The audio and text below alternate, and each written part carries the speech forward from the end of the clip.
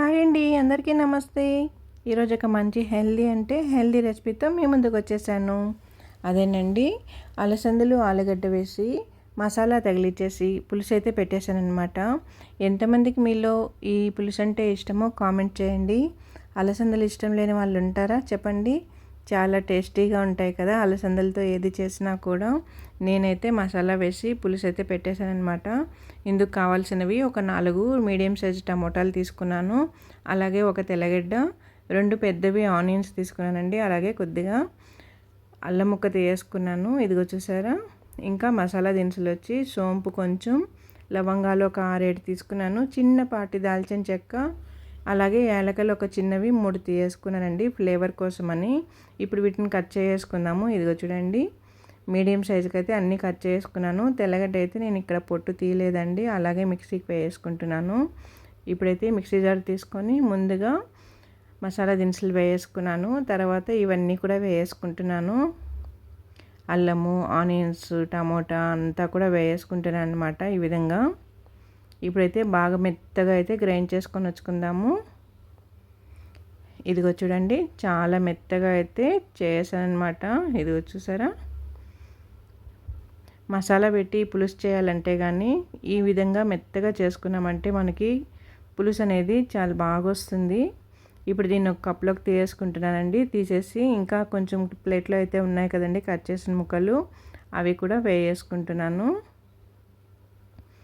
చాలా బాగుంటుందండి. రైస్కి, చపాతీకి, రోటీకి, రాగి సంగటికి సూపర్గా ఉంటుందన్నమాట ఈ పులుసు అనేది. రాయలసీమ స్పెషల్ అనమాట. ఇదిగో చూడండి, అది కూడా మిక్సీ పట్టేశాను. ఇప్పుడు ఈ కప్లోకి అంతా కూడా యాడ్ చేసుకొని బాగా మిక్స్ చేసుకోవాలి.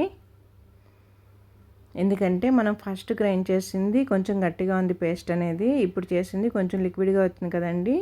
మొత్తం కూడా ఒకసారి బాగా మిక్స్ చేసుకుందాము. అలాగే ఇదిగో చూసారా, ఆలుగడ్డ అయితే 3 తీసుకున్నానండి. ఉల్లగడ్డ, మేమైతే ఉల్లగడ్డ అంటాము, కొన్ని దగ్గరలో ఆలుగడ్డ అంటారు. అలాగే ఇదిగోండి అలసందలు, నేనైతే 1 అవర్ పాటు ఇలా నానబెట్టుకున్నానండి.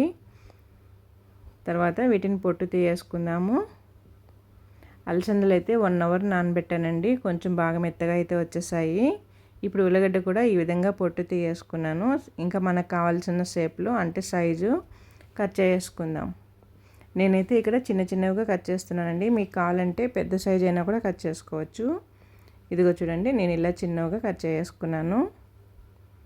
అన్నీ కూడా ఇలా కట్ చేసుకున్నాను అనమాట. ఇప్పుడు బాండీలు పెట్టేసుకుందాము. తగినంత ఆయిల్ అయితే వేసుకున్నాను. అలాగే ఆయిల్ కొద్దిగా అలా హీట్ అయ్యాక 1 స్పూన్ వరకు ఆవాలు, 1 స్పూన్ వరకు జీలకర్ర వేసుకొని అవి కాస్త చిటపట అన్నాక ఒక పెద్ద ఆనియన్ అయితే నేను సన్నగా కట్ చేసుకున్నానండి. ఆనియన్ కూడా వేసుకొని బాగా వేపుకుంటున్నాను. ఇప్పుడు ఇందులోని తగినంత పసుపు అయితే వేసుకుంటున్నానండి. వేసుకొని ఒకసారి బాగా అలా కలిపేసుకొని, అలాగే నేను ఇక్కడ 2 టమోటాలు కూడా పెద్దవి తీసుకొని చిన్న ముక్కలు అలా కట్ చేసి పెట్టేసుకున్నాను. వాటిని కూడా వేసుకుంటున్నాను. ఆనియన్ వేగనిచ్చి టమోటా ముక్కలు వేసుకోవాలండి. మనకి పులుసు బాగా రావాలంటే ఇలా చేసుకోవాలన్నమాట. మళ్ళీ 2 కట్ చేసి వేసుకున్నామంటే బాగుంటుంది. అలాగే తగినంత ఉప్పు కూడా వేసుకొని టమోటా ముక్కలన్నీ కూడా మంచిగా మగ్గాలన్నమాట. చూసారా, ఇలా బాగా కలిపేసుకోవాలి. 1 నిమిషం పాటు అలా ప్లేట్ పెట్టి తీయేస్తున్నాను. చూడండి, టమోటా కొంచెం బాగా మగ్గింది కదా. మగ్గకుండా వేసామంటే ముక్కలు ముక్కలుగానే ఉంటుంది పులుసులో. అది టమోటా ముక్కలు బాగా మగ్గనిచ్చామంటే అది కూడా మెత్తగా అయిపోతుంది అనమాట. ఇదిగో చూడండి, ఇప్పుడు మనం పేస్ట్ చేసి పెట్టుకున్నదంతా కూడా మసాలాదంతా ఇందులోకి వేసుకుందాము. బాగా వేగాలండి, కలర్ చేంజ్ అయ్యేట్టుగా వేపుకోవాలన్నమాట. ఇప్పుడు స్మెల్ అయితే చాలా బాగా వస్తుంది అప్పుడే. ఇందులో నేను కొబ్బరి వేయలేదండి. మీరు కావాలంటే మసాలా వేసుకునేటప్పుడు కొంచెం పచ్చి కొబ్బరి అయినా వేసుకోవచ్చు, ఎండు కొబ్బరి అయినా కూడా వేసుకోవచ్చు. టేస్ట్ ఇంకా చాలా బాగుంటుంది. నేనైతే కొబ్బరి వేయట్లేదు. ఇప్పుడు బాగా కలుపుకున్నాక ఒక 5 మినిట్స్ అలా ప్లేట్ పెట్టేసి తీద్దాము. చూసారా, మసాలా మొత్తం కూడా కలర్ చేంజ్ అయిపోయింది, మంచిగా వేగింది కదా. ఇప్పుడు మనం కట్ చేసి పెట్టుకున్న ఆలు ముక్కలన్నీ కూడా ఇందులోకి వేసుకుందాము. రాగి సంగటికి అయితే సూపర్గా ఉంటుందండి. ఎంతమందికి ఇష్టమో నాకు కామెంట్ చేయండి. మేమైతే ఇలా బాగా తింటారనమాట మా ఇంట్లో అయితే. ఆలు ముక్కలన్నీ వేసుకొని బాగా మంచిగా ఇలా కలుపుకునేసినాక మనం నానబెట్టి తీసుకున్న అలసంద గింజలన్నీ కూడా నీళ్ళంతా పక్కకు పెట్టేసుకొని గింజలు మాత్రం తీసి ఇందులోకి వేసుకుంటున్నాను. అసలు అలసందల సీజన్ అప్పుడైతే మా మామయ్య అయితే అలాగే కాయలు తెస్తారండి. కాయలు అలాగే కొద్దిగా ఉప్పు వేసి ఉడకబెట్టేసుకొని ఇంకా ఈవినింగ్ స్నాక్స్ లాగా తినేస్తారనమాట. మామయ్యకి బాగా ఇష్టం అనమాట. ఎక్కువ తిన్నా కాళ్ళు నొప్పులు అవి అంటారు, కానీ మామయ్య అయితే బాగా తింటాడు ఇలా చేసి పెట్టేసామంటే. కానీ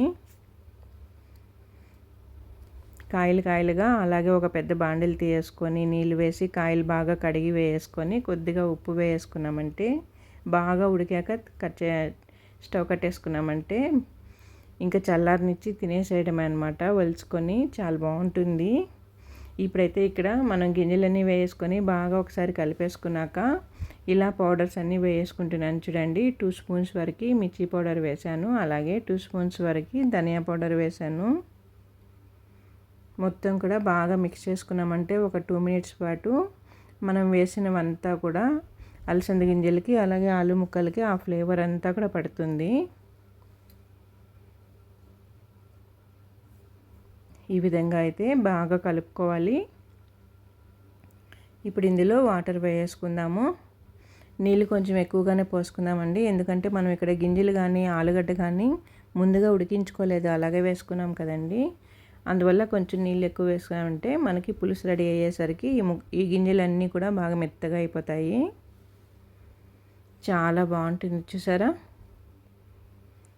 తగినంత నీళ్ళు ఇలా వేసుకున్నాక మీడియం ఫ్లేమ్ పెట్టేసుకుంటున్నాను. మీడియం ఫ్లేమ్ పెట్టి ప్లేట్ పెట్టి ఒక 10 to 15 మినిట్స్ అలా వదిలేసామంటే ఇలా తయారైపోతుంది చూసారా. చుట్టూ ఆయిల్ అంతా వచ్చేసింది అంటే మనకి పులుసు అంతా రెడీ అయిపోయిందనమాట. చూడండి,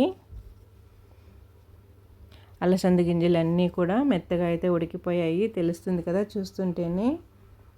ఇప్పుడు ఇందులో 1 స్పూన్ వరకు గరం మసాలా అయితే వేస్తున్నాను పౌడరు, అలాగే కస్తూరి మేతి ఆకండి కొద్దిగా అలా ఒక 1 స్పూన్ వరకు తీసుకొని చేతిలో వేసుకొని ఇలా నలిపి వేసుకున్నామంటే టేస్ట్ అనేది అదిరిపోద్ది అనమాట. చాలా బాగుంటుంది. ఇలా మసాలా వాటికంతా కూడా కస్తూరి మేతి వేసామంటే చాలా బాగుంటుందండి. ఇప్పుడు ఇందులోని కరివేపాకు కొత్తిమీర కూడా వేసుకొని బాగా ఒకసారి కలిపేసుకొని 1 మినిట్ పాటు ప్లేట్ పెట్టేసుకున్నామంటే కానీ ఆ ఫ్లేవర్స్ అంతా కూడా బాగా ముక్కలకి అంతా పడతాయి. గింజలకి తినేటప్పుడు చాలా బాగుంటుంది అనమాట. చూసారా, ఈ విధంగా బాగా కలిపేసుకోవాలి. నేనైతే ప్లేట్ పెట్టేస్తున్నాను. 1 మినిట్ పాటు సరిపోతుందండి, ఎక్కువసేపు అవసరమేం లేదు. ఇదిగో చూసారా, మంచిగా అయితే వచ్చింది కదండి. స్మెల్ అయితే అద్దరిపోతుంది.